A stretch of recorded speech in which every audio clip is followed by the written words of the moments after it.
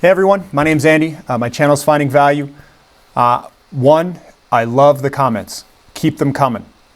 If you disagree, keep them coming and challenge me. Challenge my thesis, challenge everything. I'm going to do another video clip here on inflation debate continued. And I think it's an extremely important thing to understand. And I want to make a couple of things crystal clear with everyone who's on this channel and that they understand it. So I'm going to jump into here and give you some more opinions. So here's the inflation debate continued. So quantitative easing, I know somebody brought that up. Quantitative easing is a monetary policy whereby a central bank buys government bonds or other financial assets in order to inject money into the economy to expand economic activity. An unconventional form of monetary policy, it is usually used when inflation is very low or negative and standard expansionary monetary policy has become ineffective. Now that's what that says. Really what it is, so you've got QE, they buy bonds. Keep in mind that the Federal Reserve Bank is owned by the commercial banks. The commercial banks could also be buying these bonds. You can't use commercial banks as support or evidence that they're buying bonds thinking that interest rates are going to go lower. The fact is they have to buy them. They have to buy them in mass to keep the yields low. If they don't buy them, that means yields are going to increase. Quantitative easing was set up to basically prop up the bond market. They're propping up the bond market and they're propping up stocks because when you hold yields low, it's going to prop everything higher. That is risk. Basically what it does is it forces people to sell their bonds to the Federal Reserve and commercial banks while they're all going to go and seek higher yields in higher risk assets. So the money flows out of bonds into something else. So here's the 10-year Treasury yield on a long-term basis. It broke out here and it came back down. Maybe they kept buying. I know they were doing quantitative easing all in this period here. Maybe they forced it lower. I'm not 100% sure, but I can tell you they were doing QE. It was going to end right in this time frame, and all of a sudden they bring it back and they force interest rates lower. Wonder why. Now, I'm going to zoom in on that. Right now, we're right coming up on this downtrend break. This is the 10-year yield. It's coming down. Now, if I'm going to zoom in here to see what this looks like. Now, if you've been watching my videos on what bottoms look like, this correlates very perfectly because you've got very big, we'll call it up days or higher yields, small pullback, big up day, small pullback, big up day. I mean, this is screaming a characteristic that yields are going to go higher. Now, they're going to do everything in their power to try to keep this lower. And I've said this in the videos. They're going to try to manipulate the hell out of this. And the reason they're trying to manipulate the hell out of the short end of the curve is because they don't want it to go, they don't want an inverted yield curve. When you have an inverted yield curve, what everyone does is say it's 100% going to be a recession and stocks are going to eat, they're going to eat it. So what you have to do is you have to go down to the 30-year because that's the one that they control the least of. But either way, the 10-year looks like it wants to go higher. And what that means is that people are selling bonds and that the commercial banks and the Federal Reserve Bank are going to continue to have to buy them to keep this rate low. Now, if they're successful in keeping this rate low, you're going to get larger and larger real negative yields. What that means is inflation is going to keep going higher and they're going to hold back the 10-year. Which means the real negative yield is going to get larger, which is fuel for gold. So we could see it in the gold price if gold starts to go higher. So here we have a 30-year. This is the 30-year Treasury bond. Look at this. The yield bottomed and is now going higher out of this pattern. You like how all of this is the confluence of everything. Now, I've been watching and looking at this stuff behind the scenes. I haven't been sharing all of this, and I probably should be sharing all of this, which I was going to in more and more videos. I have so much information to share with you guys. Now, what about inflation rate? The 1980 calculated based inflation rate from Shadow Stats is running at about 10%, maybe a little bit lower previously in 2020, but just about 10% for the past 20 years. It's been up and over, up and down around 10%. So we have inflation. There's no way we do not have inflation. I can't name hardly anything in this world where we have massive deflation outside of some products, some particular technology products. We've had inflation in meat, in gasoline. We've had inflation in health insurance, healthcare costs. Car prices have gone higher. I can't name hardly anything. And even disinflationary, when things are they're going up at a lesser rate. It's possible we have a little bit of a clip here, but I don't think that's going to be possible because money gets loaned into existence through real estate. The commercial banks make loans and it gets in the hands of regular individuals. And then those individuals can spend it. So somebody buys a house, that house price went way higher. Let's say the other person made a few $100,000 on the home. That few $100,000 came into existence from nowhere. That is your expansion of your money supply. So they're expanding the money supply, and through the real estate pricing, if real estate prices go higher, more and more money is going to get loaned into existence. And this is the housing starts. And I always go back to housing starts because when real estate prices go higher, this is going to go up. We are 4 million right here, this area under the curve of 1.5 million. That's what we have to build per year. We are underbuilt. The real estate market, the shortage lands at 3.8 million homes nationwide, and the impact could be widespread. Competition among buyers could grow steeper, causing home prices to move higher between 2012 and 2019. About 5.9 million single-family homes were built. However, during that time, about 9.8 million new households were formed. You do that math, that's a 3.8 million deficit. That is the shortage.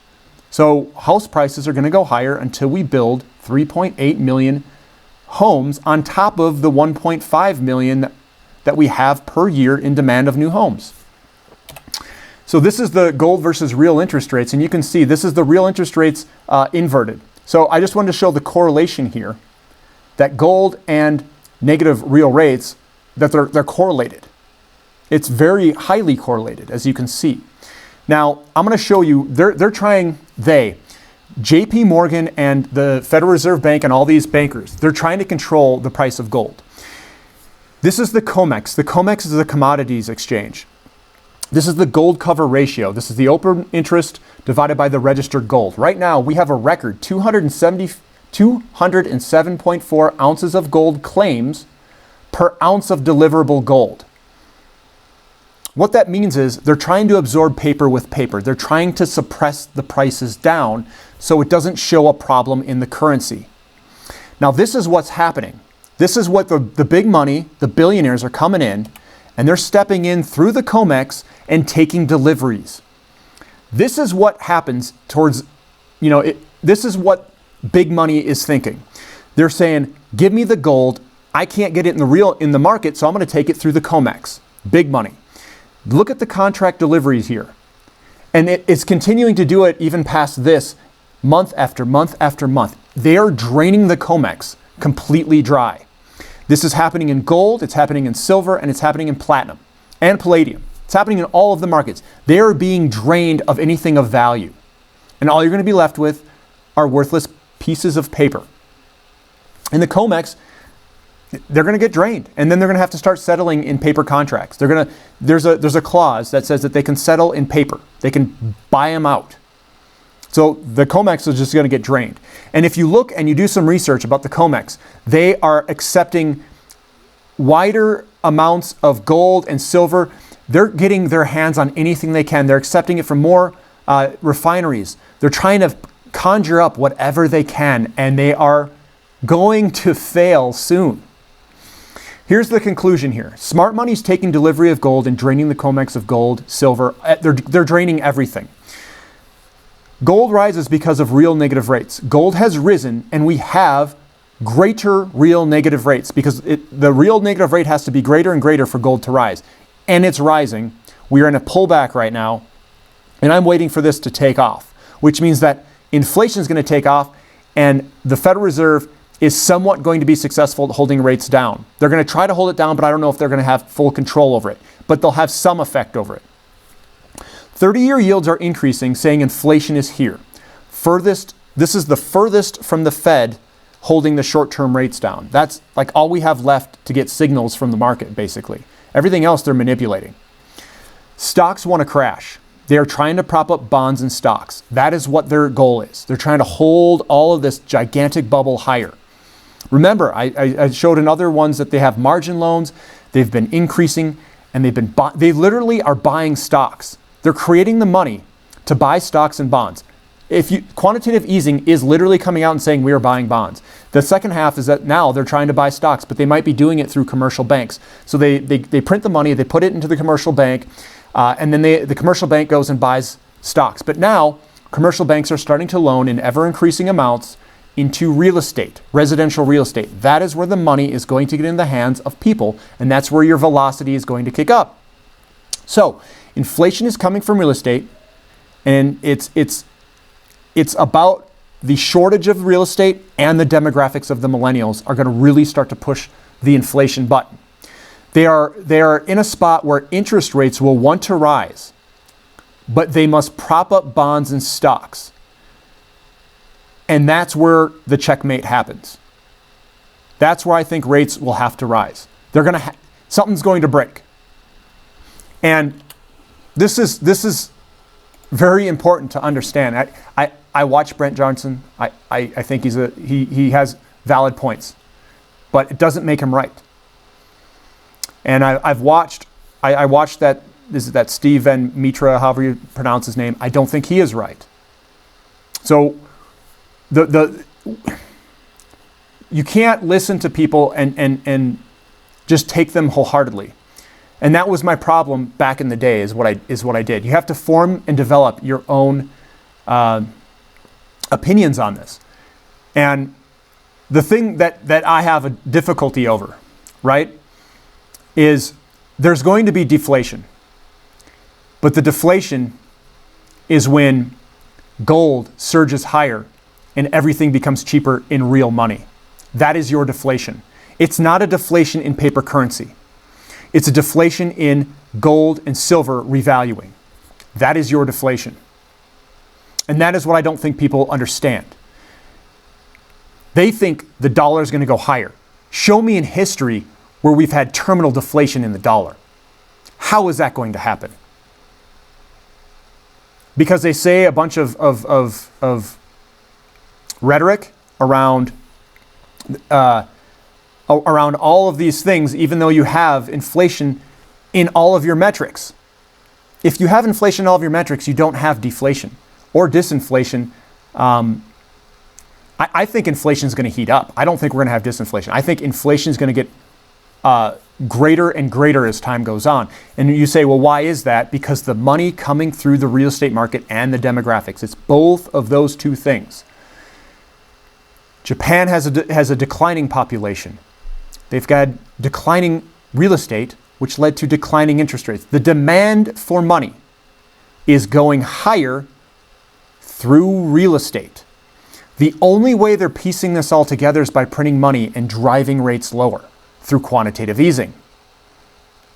They're going to get in a checkmate scenario here where they're going to say, I don't know what to do.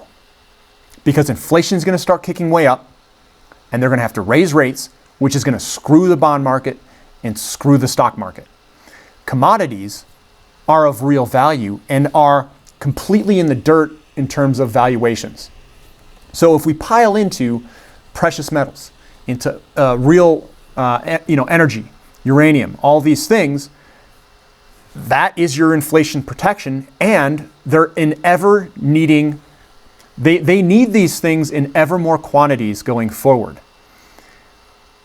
So the deflation camp, I can't warm up to it. I've looked at it quite a bit. Why are all the billionaires accumulating all the gold? The deflation is going to happen in gold. Gold's going to be able to buy far more things. And that is where the deflation is. That's my opinion. This is Finding Value. If you like this content, please subscribe to the channel. We're having a great debate amongst everyone on this channel. And thank you for bringing this up. Continue to comment. If you disagree, go ahead and comment. Keep commenting. Let's dig into this and let's see if we can get an answer. Thank you.